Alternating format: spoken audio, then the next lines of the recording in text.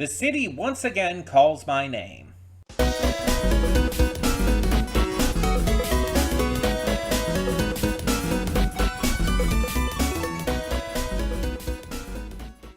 Hey everyone, welcome to Princess of Gay. I'm your host Connie, and today we are here with my blind reaction to episode 3 of City the Animation.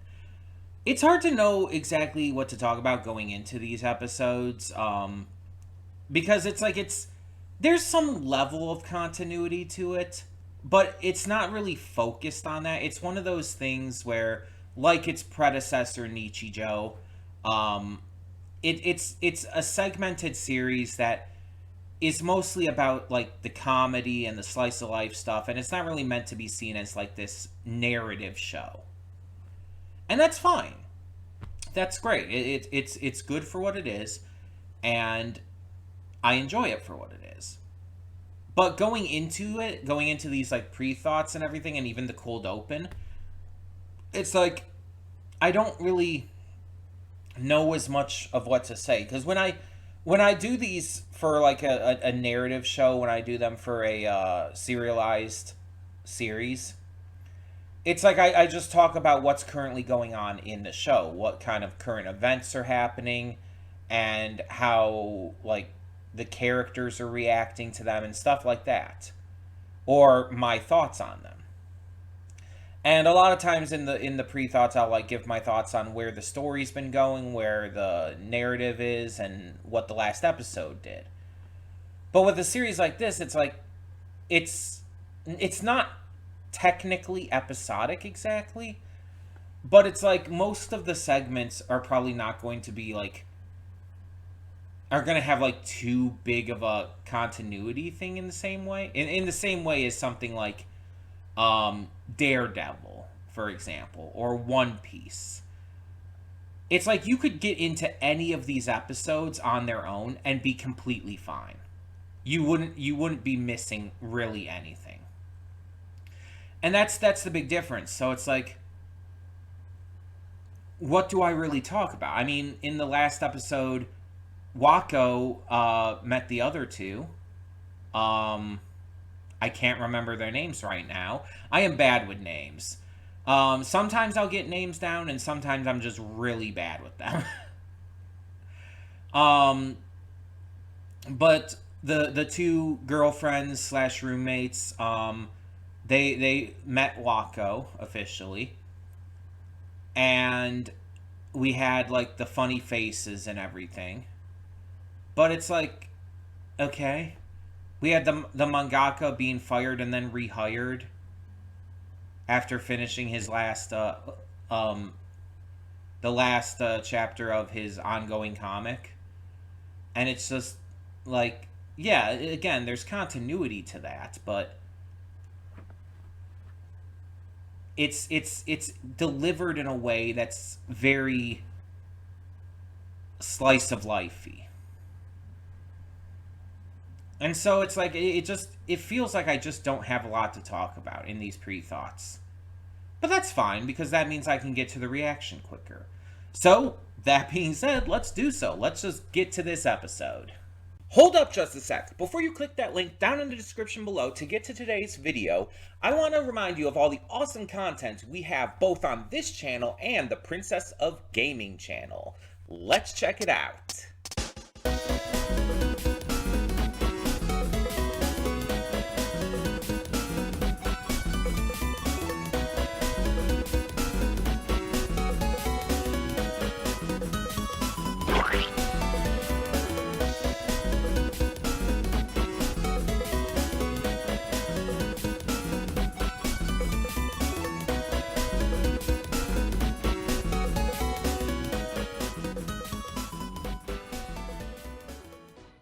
And we are back, and we'll begin with spoilers in 3, 2, 1, now. So, this was an interesting one, because this episode gives us a couple new characters. There's another college student. We don't know his name, at least I don't think it said it. But he's like apparently this playwright. He like works on these different plays and stories and stuff.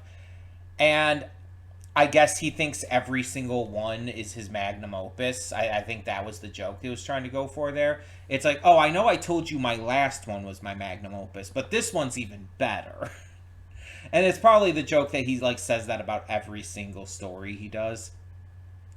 And apparently his like team that he does these with are animals. He has like a monkey, bird, all kinds of stuff, and it's like apparently he has to bribe them with food to get them to cooperate, and it's like what the hell. Okay. um Interesting, I guess.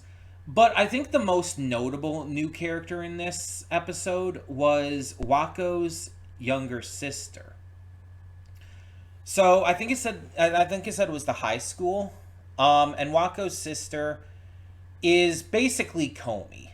Like, if you've seen the series Comey Can't Communicate, she's basically Comey. She's friendly, but she's very clearly someone who has trouble um noticing things or communicating with people and stuff. Um she has trouble answering questions in class, but everybody loves her. Everybody is obsessed with her. Everybody is bending over backwards to try and help her or to, push forward and like help her like answer the question or whatnot. Just just acting as a support system for her. For whatever reason, she is just exceptionally popular. And like we see in like the initial scene, the initial segment that she's in here, we see like the one guy like trying to impress her and everything. And when she drops the takoyaki, he's actually not the only one who ends up trying to help her catch it and all.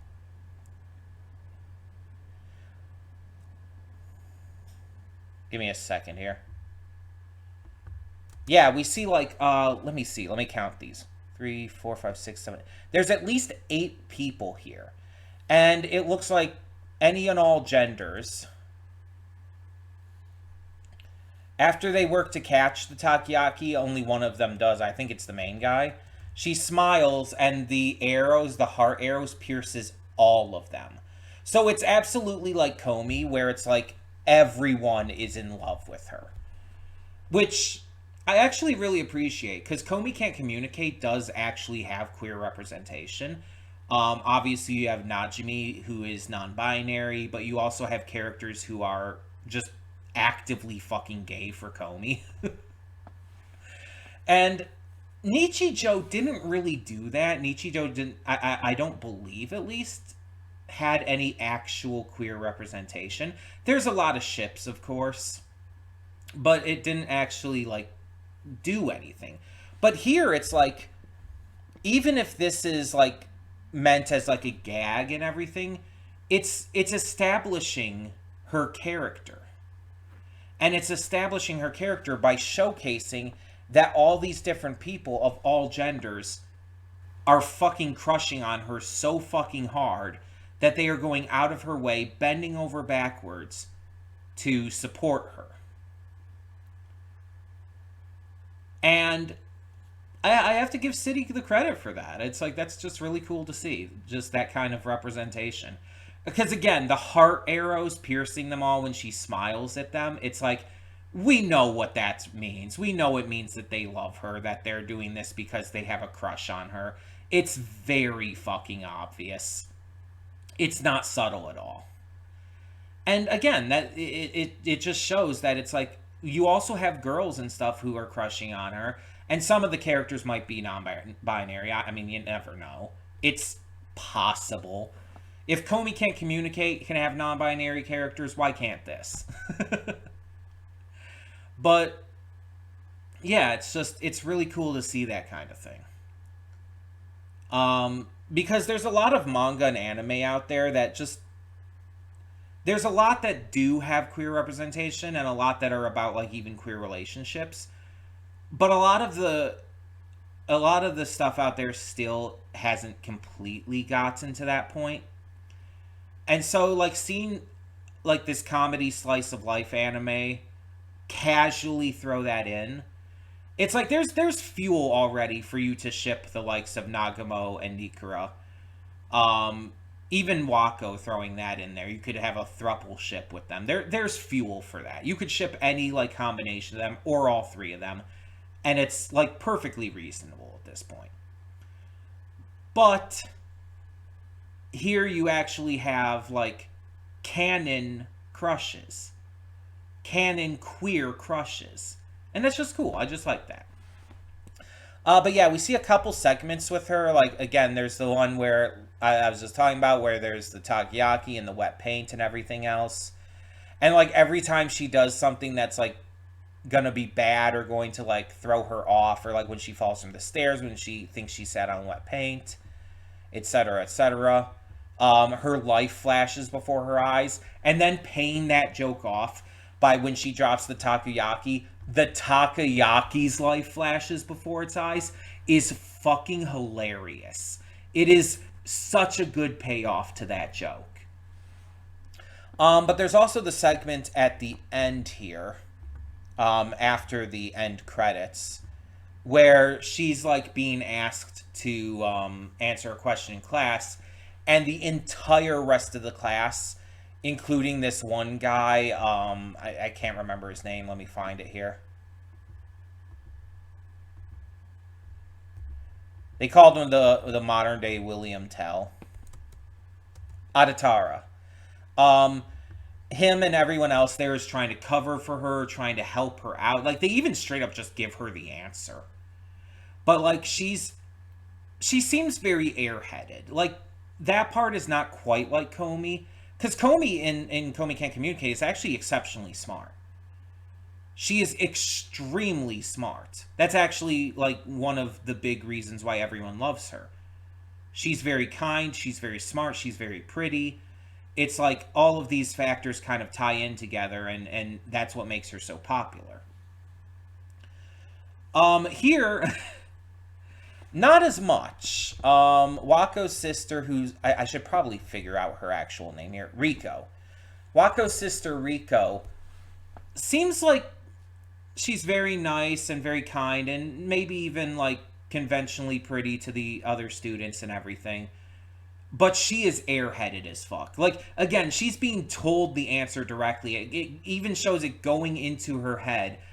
But then she makes this dumb, like, brain dead face, and it's like, oh, you're okay.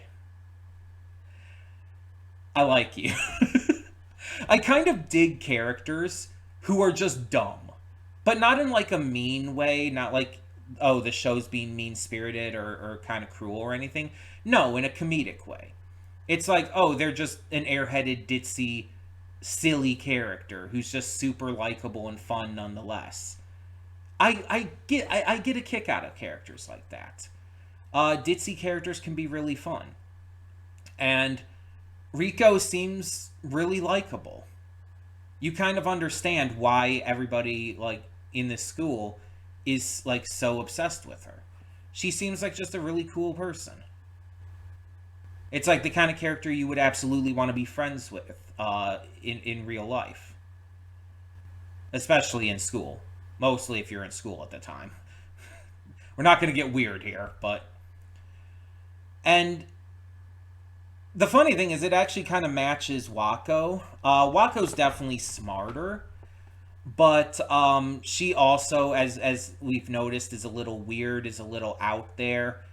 I kind of made the, like, thought in, I think it was the first episode, that Wako kind of reads a little bit as autistic, and I still stand by that. I kind of dig that idea that both her and her sister are kind of off. And I don't mean that as a bad thing. I actually mean that very positively.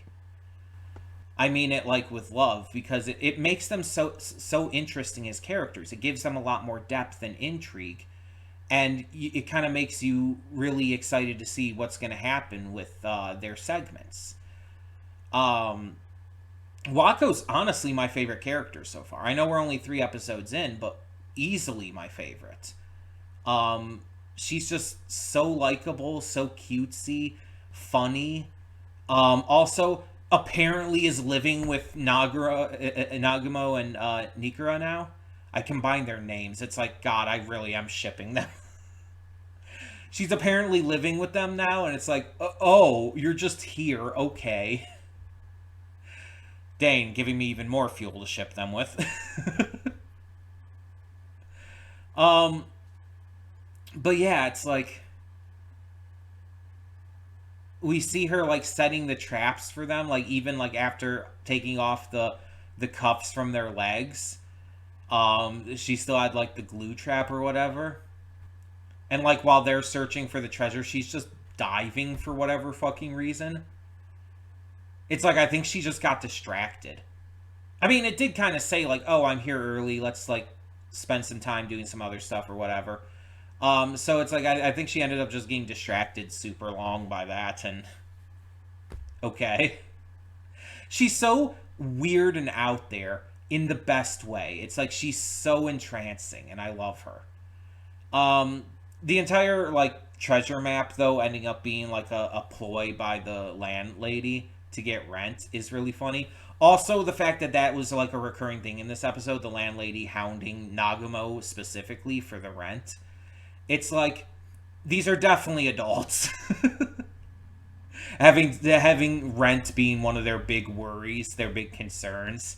And like they even like turn it into the end of that entire segment with the gag about like trying to make money to pay all the rent at once and everything as being like an aspirational goal. It's really funny because it's like I'm so used to like pretty much all the characters in Nichijou that you follow, at least outside of the teachers being kids. So it's like seeing like some of the they are the three main characters. The opening makes that clear. Um Seeing them be like adults and think about adult things is just it's very different but also fun. Um because in Nichijou, you would say the main three characters would have been the three girls, the high school girls. I can't think of their names right now. Miko was the blue-haired one, I believe. But those would be the main three, followed by Hakase, the professor, and and the robot girl whose name I also can't think of right now, which is weird because she's my favorite character in Nichijou. But it's like all of them, every single one of those characters are underage. They're all kids. The adult characters in that series are like the parents and the teachers and the cops.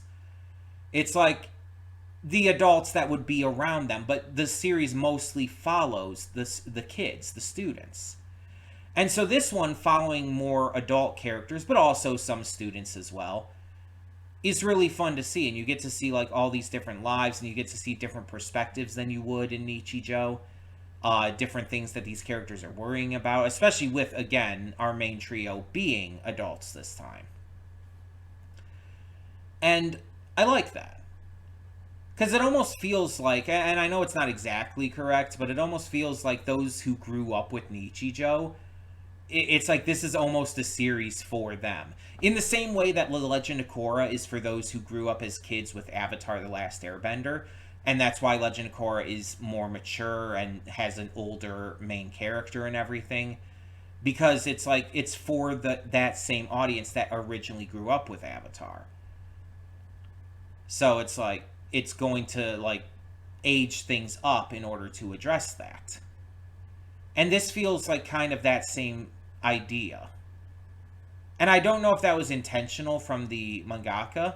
I don't know like how they released separately and everything, but still. It's a really neat idea to look at it that way though. Um I just really like the concept, and it's interesting. Uh, my sister, like I showed her like the opening and character designs and stuff, and my sister has this very kind of simplistic way of looking at some things. She sees that these characters are super chibi-ish in design. It's like that looks like a kid, and I'm like, no, no, that's just an art style. No. But it's like, because it's kind of chibi-ish and cutesy, she sees child from that. Of course, she also thinks, oh my god, what is her name? Oh my god, what is her name?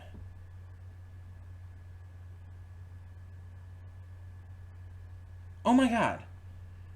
Hold on. That's going to, like, break me if I can't think of that.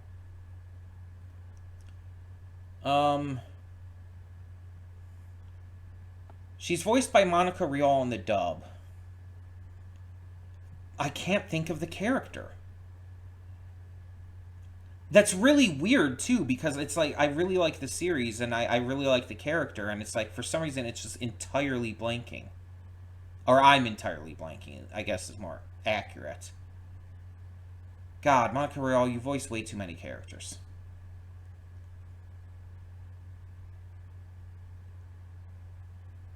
Like, Uzaki. I saw a picture of her here, and I instantly remembered. Hana Uzaki from Uzaki-chan Wants to Hang Out. My sister thinks she looks like a kid, too. Uzaki's also a college student, by the way. She equates chibi as a design choice to child. And I've never understood that. Because it's like like the characters in here, you can tell are adults. Uzaki, you can tell she's an adult, and not just because of the big tits. You can tell. And I've met people who look like that. Funny enough. It's like, you can't say because they're small, because there are plenty of adults who are just small. You can't say because of the quote-unquote childish face, because there are a lot of adults who have baby faces. A lot, especially in today's day and age. It's just something I don't understand. My sister views it in a very simplistic way. And it's just like, I don't understand it at all. But it's like, you see the child characters in this, and you could tell they're children. But it's like, even the, like, 40-year-old men and stuff have this design to them. It's like, you really can't say they look like kids. It's just a chibi art style. Anyway, moving on, because I've gotten distracted by that. We also saw a segment with Etchan and her girlfriend and everything. And they're just, dorking around, giving each other gummies, talking about, like, trying to get the Nobel Peace Prize. Just, being the silly kids they are. Etchan still isn't revealing that she's moving, though, so I wonder, like, when we're gonna get, like, an actual discussion on that. Because that feels like that's probably important to some degree. Also, when they're confronted by the landlady and everything, there's the old guy that's with them, and I swear he looks like... what is his name? I can't think of his name.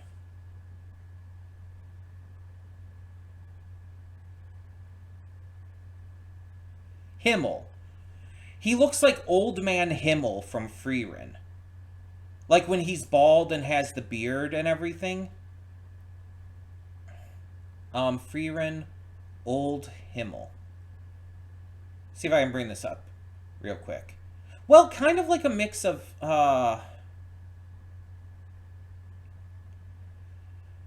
actually, yeah, kind of a mix between Himmel and Eisen. Because his beard style is more, I would say, is more equivalent to Eisen's in terms of style. Because Himmel's beard, when he's old, he has, like, the long mustache, which this old guy here doesn't have. I guess the temple priest or whatever. But it's more white, and he's bald on top and everything like Himmel was. So it's kind of like a mix between them. I saw that, and I was thinking of that instantly. I'm trying to think of who it was.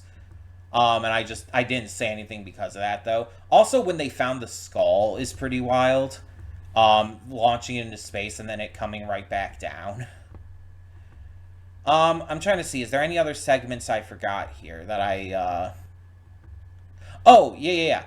There's the segment where Nagumo and Nikura also go to this like fancy special bakery, and there's like the market price bread that looks like a butt. Um, and they meet the owner and baker Shaosu, and and Nagumo accidentally spills the super expensive bread, and it's just like, okay. It kind of reminded me of that one chef guy, Tonio, I think his name is, from part 4 of JoJo's Bizarre Adventure, Diamond is Unbreakable. If you haven't seen it, in part 4 of JoJo, there's a chef named Tonio, and there's this entire episode where like Josuke and Okuyasu go to his restaurant and try his food, and it's like the food makes Okuyasu's like teeth pop out, but be replaced with new, healthier teeth. Makes him cry and refresh his eyes and everything. Makes his like it's like at first it seems like bad stuff, but then it ends up becoming actually very good. And the entire time, Josuke's thinking, oh, this Tonio guy, he has a stand. He must be a bad guy. He's doing all this crazy stuff. It ends up he's just super wholesome and nice. He's just actually a genuinely good guy who's using his stand power together with his cooking to help people. And it's just like, oh, okay, we love this guy. He's just great. He's just so nice and good and kind of adorable. And this chef, Chaosu, kind of reminded me of him in this. Just the eccentricity of it all, and even kind of his design a little bit. He has like the kind of golden brown hair and everything, and Tonio, I believe, has that as well. Jojo Tonio. Yeah, yeah. He has a golden light brown hair. Here, I could probably show this to you. Let me see if this will show on camera. That's Tonio from JoJo's Bizarre Adventure. Tonio Chusardi. And his stand. Oh, okay. Yeah, I was hoping it would focus again. But yeah, it's like kind of a similar vibe. He has like obviously the white chef outfit. He even has the red necktie. The chef Chaosu in this has the red necktie as well. Chaosu is wearing like brown pants and a brown apron, lower apron that has his name on it, so that's a little different. But like otherwise, I wonder if this is just a common chef outfit in Japan. Like it's a very just common style. The hat's like pretty much the same. The white with the red necktie and everything. It's like yeah, it's very similar. It's like that's and even the hairstyle and color is very similar. So that's it would be funny if it was actually just a direct reference. It'd be funny because it's like the JoJo reference meme, you know? He's like, is that a JoJo reference? Fuck yeah, it is. But yeah, it's I mean I don't know for sure, but I could believe it. I could believe that this series would make a JoJo reference, especially because it would be a super subtle one.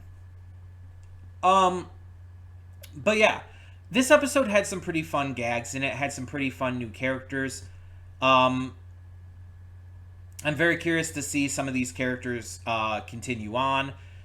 We're still in the early parts of this, and we're still getting introduced to new stuff, and I like that. I like that we're still meeting new characters, still being introduced to new elements of this city. Because with a series like this that does center on such this like this big city, it's like it kind of makes sense to like rotate through all these different characters, but still have our main focus trio in each episode. Like for example, we haven't touched back in with the restaurant family, the restaurant that Nagumo works at as well. We haven't really touched back in with that since really episode 1. Like I think they were very briefly in episode 2, but we haven't really they weren't really a big focus in episode 2 comparatively. There was also the scientist guy, the professor or whatever, who was like spying on them. He was only in the first episode so far. And it's like I'm sure they'll be back, but we're also seeing all these other characters, and it makes the city feel more alive by tackling all these different subjects and characters and focuses. Again, we do have our main trio, and we're always going to see them. But tackling all these other characters too is like, for a series like this, makes it feel more alive, and that's just what I want. So, yeah, like I said, tell me your thoughts down below in the comments. And for now, I'm Connie, and I'm signing off. See y'all next time.